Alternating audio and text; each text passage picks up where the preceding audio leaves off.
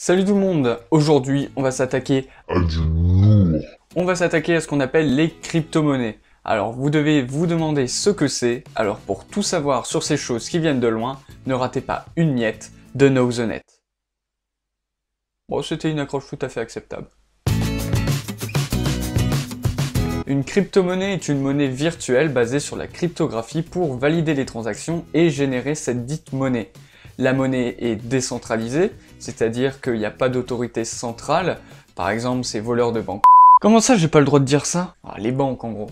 Et l'échange se fait en peer-to-peer, c'est-à-dire d'un ordinateur à un autre. Lorsque vous créez un porte-monnaie, vous possédez une clé publique et une clé privée. Votre clé publique, vous pouvez la partager avec n'importe qui, comme si vous partagiez votre adresse email. Si je possède votre clé publique, je peux vous envoyer des fonds par exemple. Par contre, la clé privée doit rester privée. Captain Obvious quand tu nous tiens.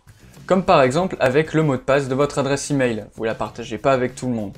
C'est un peu la clé du coffre-fort, donc si je possède votre clé privée, je peux prendre vos fonds et me barrer sans que vous vous en rendiez compte. Et maintenant, un petit exemple d'envoi de monnaie. Alors, je veux envoyer de l'argent à Merdive. Oui, c'est un vrai prénom. Et on peut dire que c'est un prénom de... Du coup, j'ai ma clé publique et la clé publique de Merdive. Je rentre le montant que je souhaite envoyer, la clé publique de Merdive, et je clique sur envoyer.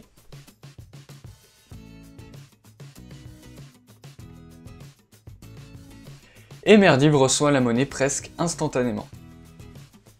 Mais il se passe quoi entre l'envoi et la réception?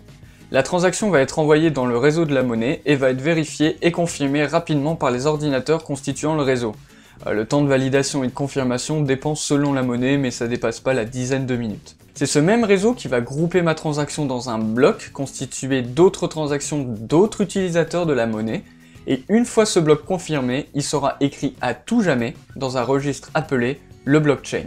Le blockchain, tu vois, c'est un peu le gros livre où ta grand-mère écrivait toutes ses transactions.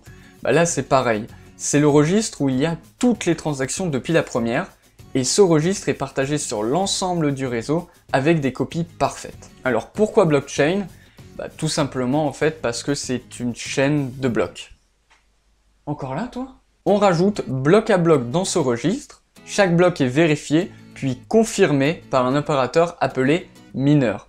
Non, des mineurs. Voilà. Chaque mineur est récompensé pour avoir validé et confirmé ce bloc, et est ensuite écrit dans le registre à tout jamais. Elles sont pseudonymes, et non pas anonymes comme on pourrait l'entendre, et transparentes. Transparentes tout simplement parce que tout le monde peut aller voir la blockchain. Les transactions sont quasi gratuites, rapides et non répudiables. C'est-à-dire qu'une fois la transaction confirmée, elle est intouchable. Vous avez vu qu'ici je ne cite aucune crypto-monnaie, tout simplement parce qu'il en existe des tonnes. La plus connue reste le Bitcoin, qui a su s'implémenter dans des magasins, aux États-Unis par exemple, et c'est la première crypto-monnaie. Pour plus d'infos, je vous encourage à aller regarder des vidéos, des articles ou même des sites qui parlent des crypto-monnaies et plus particulièrement du Bitcoin, c'est super intéressant. Il existe aussi le Litecoin et le Dogecoin dont je suis particulièrement friand puisque je trouve que c'est une crypto-monnaie vachement fun. Puis c'est le Doge quoi, mais regardez-moi ce chien!